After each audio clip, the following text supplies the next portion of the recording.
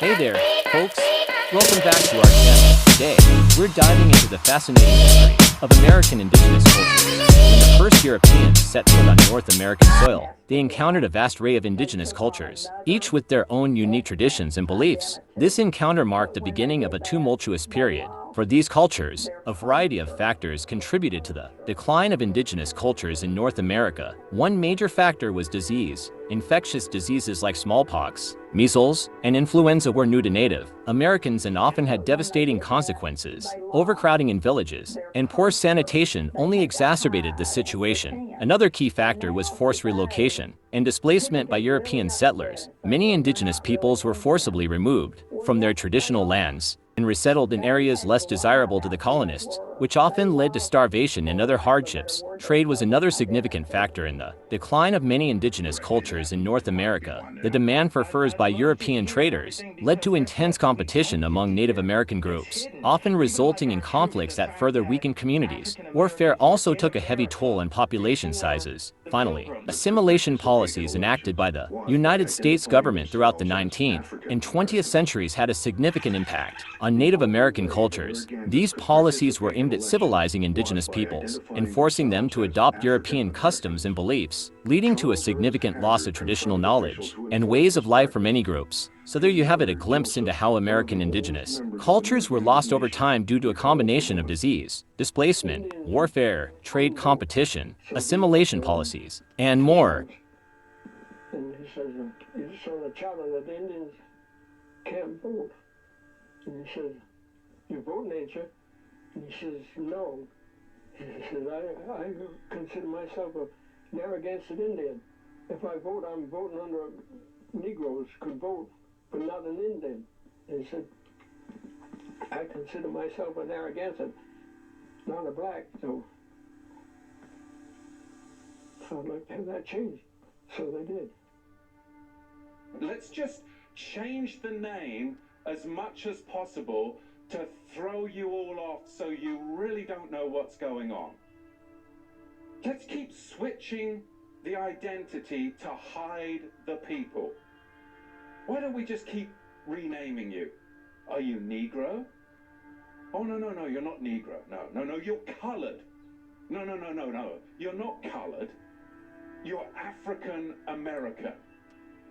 And this is what they name you. The slavers name you this. Because I know a white guy who grew up in South Africa.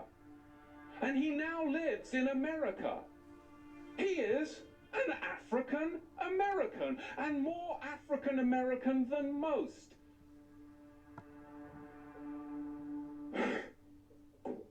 Do you see how African American is a misnomer? It's a misnomer. Don't check that box. It's a title given to blacks by democratic slavers. Okay? Let's be real. They want you to check the box just like they want the Anglo-Saxon to check the Caucasian box. It's not true.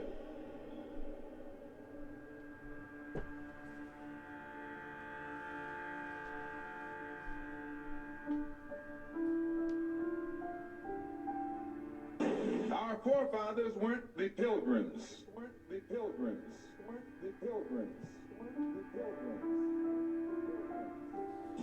We didn't land on Plymouth Rock. The rock was landed on us. Just like they're saying, this black guy got, beat to death in Memphis and, by these racist cops. Racist cops, huh? All the cops were black. But now it comes out that, the guy was screwing around with one of the cops, his ex-wives or ex-girlfriends, something like that. It's like, but when they find out that these counties, and especially out in California and everything, they have gangs within these law enforcement groups. And they go around and, because who's going to second guess them? And you wonder why there's, over 60% of the prison population is black. I'm not saying African American because they're not African American. They're the Aboriginals. They were here no such thing. Because they were the true Native Americans. They're the copper-colored race. Look up Dane Calloway and watch his shows. That man, I mean, Dane Calloway on YouTube, oh my god. I mean, he is fucking beyond brilliant. The research he does, whoo! He goes way deep into this shit. And when you start realizing, it's like, what they, because you have people out there saying, oh, well, it didn't happen to me or this or that. It's like, it did happen to you. We should fucking look at everything and think, you know what? That happened to us. Yeah. Because it doesn't matter what skin color you are, what fucking, I don't care if you have, whatever. If you're a human being, they did it to us. Education system is all a lie. Yes, Native Americans weren't the original people of this land. We actually took it from black people.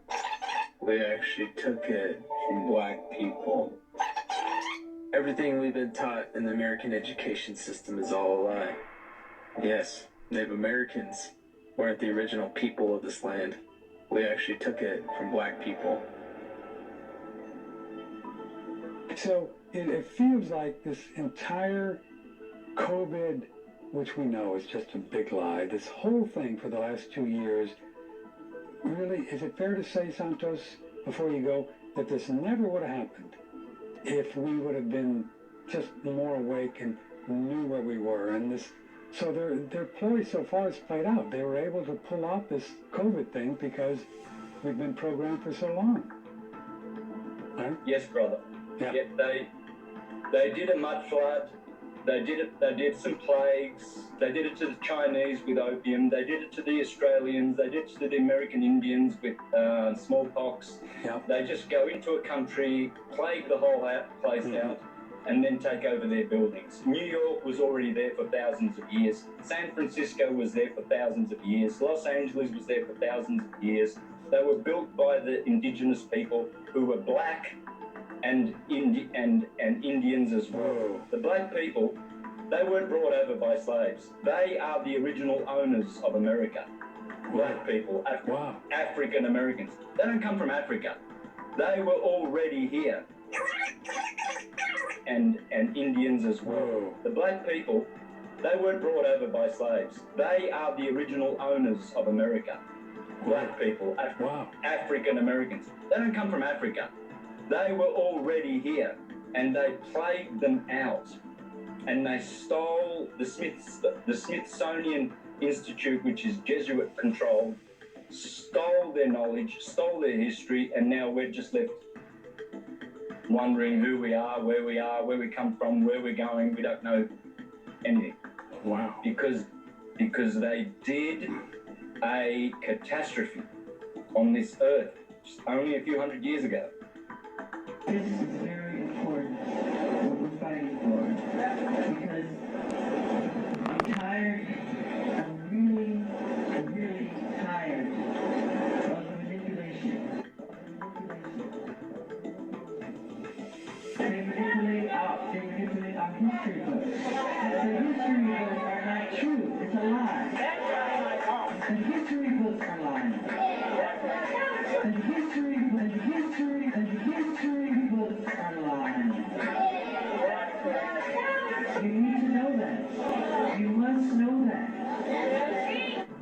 Dane, I'm with motherfucking Coolio right now. Dane, I tried to reach out to you several times.